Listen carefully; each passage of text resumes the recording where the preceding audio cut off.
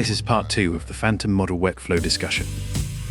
You recall I showed how to use a Phantom workflow to place the characters together at a campfire and maintain clothing and face consistency.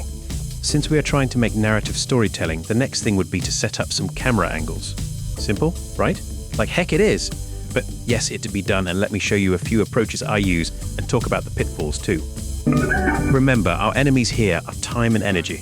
I say this a lot because it is true. We are addressing those two things primarily as we go. Time is an enemy because it can take days and weeks to get a good shot looking right. And energy is the enemy because energy costs time and money. Energy drives the show. Try doing all this without Electricted and tell me how you go. Okay, enough of the philosophic jibber-jabber Mr. Mark D.K. Berry fake voices guy. Get on with revealing the tricks, you sly. Okay, Bambinos, calm your farm, I hear ya. After getting 3 characters into a shot using Phantom workflow, it is time to get at least 2 different camera angles on the same scene. One facing the dude on the left, and one facing the dude on the right. The one in the middle we have already, so we don't need to get that one. Just zoom in on him a bit when required. Easy P. Why do we need camera angles? Good question. It's because we are working towards getting dialogue shots, talking back and forth. Movies do be like that. Apparently, but what do I know about movies? Now, another prog here is that I know sweet FA about filmmaking, like zero, nada, zip, which is weird given I have watched so many and even dabbled in a bit of porn in my day, but we'll not be talking about that today. But I quickly realized that I don't know much when it comes to camera angles. What are the rules here? So, like a good citizen, I decided I'd ask some eggheads. Camera eggheads and director eggheads and, foo who might know stuff. So, I did the correct thing and tried to rectify my lack of knowledge, and to do that, I sashayed over to a couple of filmmaking subreddits and asked about it there. To say that went badly would be an understatement. I got run out of town and told not to come back. Those genius filmmaker types really do not like AI much, it turns out. They liked being told they were button-pushing camera gooners even less, but I digress. It descended into chaos. I got mouthy, then I got banned. And that's as far as I got with that. But not to be put off, I decided I would do some research by Mife and watch Ridley Scott movies. And I will mention this briefly because I can already see some of you yawning at the back and I need to get on with the point of this video. Yes, I know. But the Ridley Scott Gladiator movie, damn genius. I don't think any of us would argue with that. Okay, so then how come Gladiator 2 is such utter pants? Let's be honest, it really is. Anyway, if the best of the best balls it up, it sure made me feel better. So let's get back to camera angles. But I think all this stuff is relevant. We are heading into a new era of filmmaking, and it's clear that we aren't just going to be invited in. So, where was I? Oh yes, camera angles, let's get some. But one criteria, and it was what I meant to say before I started banging on about filmmaking whatnot. Shots need to come over the shoulder of the person who is being spoken to and point into the face of the person who is doing the speaking. I'd honestly not even noticed this before until I lit into how they do camera shots during dialogue, and sure enough, pretty much every shot does this. Who knew? So let's follow what is clearly a rule unconsciously set by the requirements of the viewers to have a little bit of the person in the side of the shot. They be blurry, or even just a shadow, but the brain obviously needs it there to feel drawn into the flow of the dialogue. So did you follow any of that, or were you completely put off by AI winning bikinis? Those are some of my early AI videos, by the way. You find them around here somewhere. I just like dropping them in as fillers. You'd be pleased to hear. It's now time to get on to the serious part and actually do some work here. The next thing I found out about was the 180-degree rule, and there is even a 30-degree rule. But I'm going to let you find out about those and simply apply it anyway. Unless you want this video to be 20 minutes long, and even I don't. So let's fit out how to get those 2 camera angles. Here is the still shot of the 3 guys who we got into the scene using Phantom workflow that I shared in the previous video. What I propose now, because there are a few ways of doing this. Nano Banana is a new one, but I don't want to talk about it here yet. I might in a future video we see. But using old school methods, and by old school I mean like a month old in AI terms, I use a trick I used elsewhere and turn my guys into a crappy 3D model using Hunyuan 3D workflow, and then import that to Blender and use OB Studio to capture the movement. Now, before you start eye-rolling and saying I don't know how to use Blender or OBS Studio, nor do I. And you can do this without using Blender, but you will need something like OBS Studio to record the movement. Here I have spent all of 42 seconds rendering the still image of the 3 guys into a 3D crappy model, and just used the preview to rotate it about inside the workflow of comfy viewing. If you used OBS Studio like I suggested to record a video of that, then use Shotcut to trim it to 5 seconds long. Add a filter to zoom in on the shot.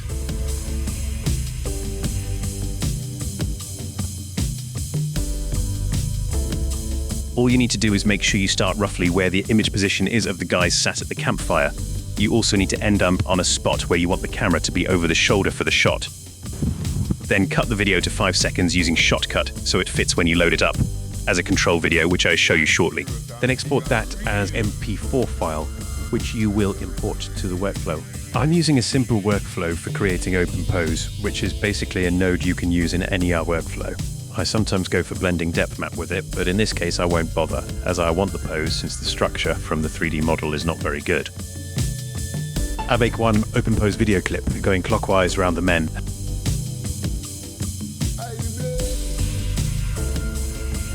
And another going anti-clockwise to get me roughly to the camera positions that I am after.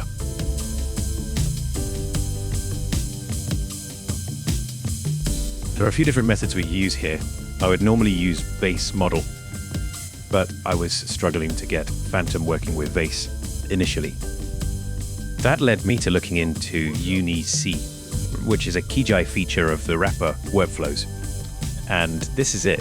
It is actually pretty good, and I plan to play around with it a bit more, as it can take all sorts of camera motion tracking and people tracking inputs for the ControlNet. Here we have the OpenPose loaded up as ControlNet for the video, the image reference of the guys by the campfire.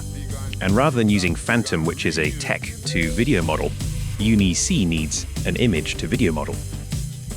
But that is okay, because we have the Phantom equivalent for that, and it is the Magref model. Both are excellent at deep character consistency from reference image inputs. As you can see, I am using the clip GGUF model again, and that was discussed in my video on Memory Tricks, so check that out. This is the Uni-C setup. I can't tell you much about it because I don't know. I do know it was a bit fussy when I tried to get it working in my workflows, so this is actually a workflow I took from Benji Future Thinker, and I recommend checking his YouTube channel out. He has some great stuff for free. And jumping back into the last screenshot, you can see I have once again kept to a simple prompt. This is because the pose and image ref would drive the video, but it's worth with the prompt focused on what you want to. Last but not least is the resolution I aim for. Being a low RAM guy with a 12GB GPU, the 3060 RTX, I have to work to my limitations. And these are just a few of the tests I ran using different poses, different models, different this and that. Because what ends up happening is sometimes things work well and sometimes you need to try something else. They were all done when Uni-C workflow though, so there is that. And I did a hell of a lot more tests that won't make it to the final cut of this video, but I spent days on it.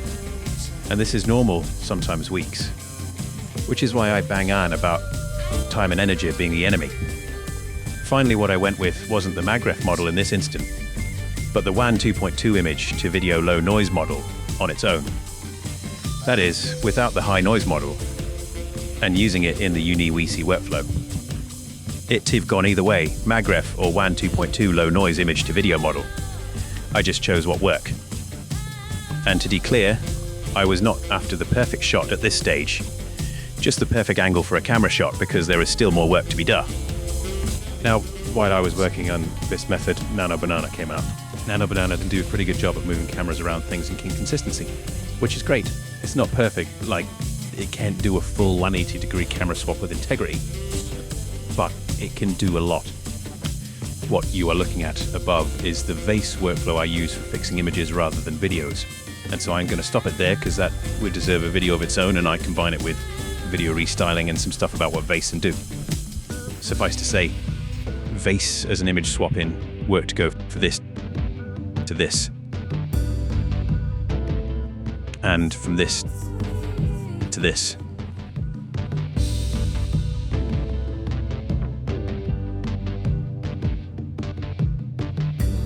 But I think that is enough for today's video, and I share the workflows I have shown you here in the link, and we go into detail about restyling the camera shots in the next video. Ciao for now, Bambinos. Why do I keep saying that?